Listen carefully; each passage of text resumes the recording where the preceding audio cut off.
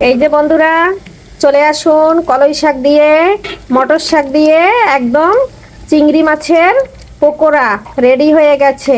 এখানে আছে মজাদার চিংড়ি, কলই শাক, আর আছে ধনেপাতা, আছে রসুন কুচি, পেঁয়াজ কুচি, আছে ডাল বাটা, আর এদিকে ভেজে নিলাম বিকেলের স্ন্যাক্স।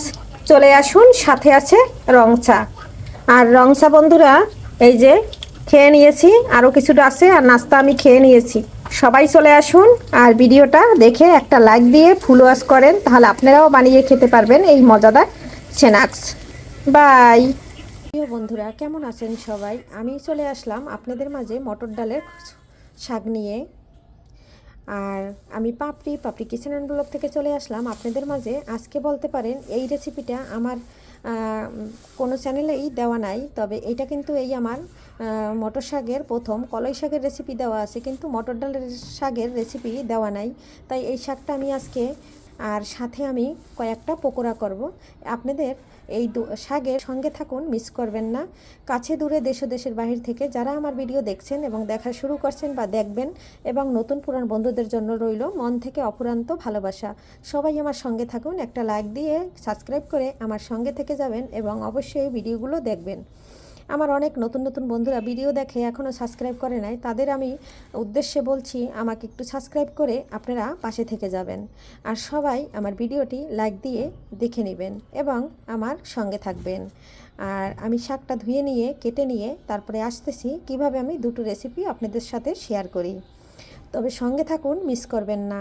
বন্ধুরা, আমি মটর ডালের বড়া করব, মানে পকোড়া করব। এখানে নিয়েছি কাঁচামরিচ কুচি, রসুন কুচি, ধনিয়া পাতা কুচি, পেঁয়াজ কুচি, আর নিয়েছি ছোটো চিংড়া, আর নিয়েছি ডাল। এখানে নিয়েছি মটর ডাল। আর এই যে মটর ডালের শাক, এটা আমি একটু লবণ দিয়ে এখন চটকিয়ে নেব, তাহলে শাকটা নরম হয়ে যাবে। এই যে লবণটা দিয়ে দিচ্ছি স্বাদ অনুযায়ী। এখন একটু মেখে নিচ্ছি, মাখলে পরে একটু নরম হবে, যেহেতু মটর ডাল। আর এটা কিন্তু মটর ডালের শাকটা কিন্তু একদম নরম থাকে বন্ধুরা। শাকটা কিন্তু খুব সুন্দর করে একদম কষলিয়ে নিয়েছি। এখন এক এক করে এটা আমি সব মশলাগুলো ঢেলে দিয়ে দেব। এখানে পেঁয়াজ, রসুন, গুঁড়া চিংড়া এবং ডাল সব একসাথে দিয়ে দিয়েছি। এখন এখানে বেশি টেস্টি হওয়ার জন্য আমি চিংড়ি মাছটা ব্যবহার করছি। আপনারা যদি চিংড়ি মাছ না থাকে তাহলে কিন্তু চিংড়ি মাছ ছাড়াও তৈরি করতে পারেন। এখন এখানে দিয়ে দেব আমি হলুদ গুঁড়া আর একটু ধনিয়া জিরার গুঁড়া। অফ ক্যামেরায় হলুদ দিয়ে দিচ্ছি, ধনিয়া দিয়ে দিচ্ছি, জিরার গুঁড়া দিয়ে দিচ্ছি, একটু মরিচের গুঁড়া দিচ্ছি। এখন আমি সম্পূর্ণ মেখে নিচ্ছি। আর মেখে কিন্তু পরে এখন দিয়ে দেব একটু মেখে চালের গুঁড়াটা দিয়ে দেব। বন্ধুরা, এখানে কিন্তু আমি অনেকগুলো চিংড়ি মাছ দিয়েছি। এখন আমি এই যে চিংড়ি মাছটা দিয়ে এখন দিয়ে দেব চালের গুঁড়া। চালের গুঁড়োটা দিলে পরে বান্ডিং হবে আর খুব মসমসে হবে খেতে। বন্ধুরা, এই যে আমি চিংড়ি মাছ এবং চালের গুঁড়োটা দিয়ে খুব সুন্দর করে মেখে নিয়েছি। এখন আমি কিছুটা দিয়ে দেব, আর বেশি একটা কষলানো যাবে না, যেহেতু এখানে গুঁড়া চিংড়া দেওয়া আছে। এই যে এভাবে আমি এই যে সব তেলের ভিতরে দিয়ে ভেজে নেব। একভাবে সবগুলো খুব সুন্দর করে এভাবে দিয়ে নেব। বন্ধুরা, অফ ক্যামেরা আমি অনেকগুলো দিয়ে দিচ্ছি। এখন আমি এক এক করে এই যে উল্টে দিচ্ছি।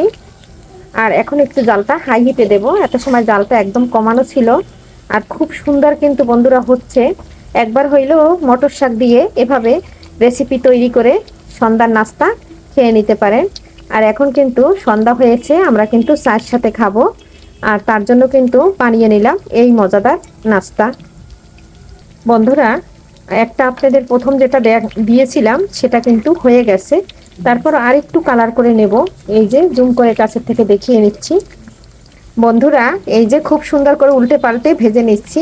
আর কত সুন্দর লাগছে না বন্ধুরা? মটর শাক, ধনেপাতা, আর আছে রসুন কুচি, পেঁয়াজ কুচি, কাঁচামরিচ কুচি, আর আছে ডাল বাটা, সাথে আছে কুচো চিংড়ো।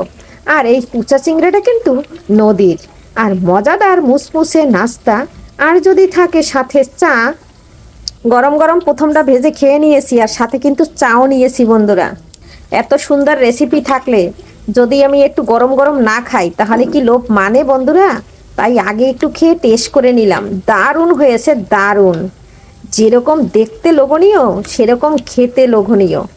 একবার খেলে বারবার খেতে চাইবেন বন্ধুরা এই সন্ধ্যার স্ন্যাক্স। আর এত সুন্দর হয় এই সন্ধ্যার স্ন্যাক্স। সাথে আছে চা, রং চা। আমি আবার চিনি ছাড়া চা খাই বন্ধুরা, চিনি খাই না।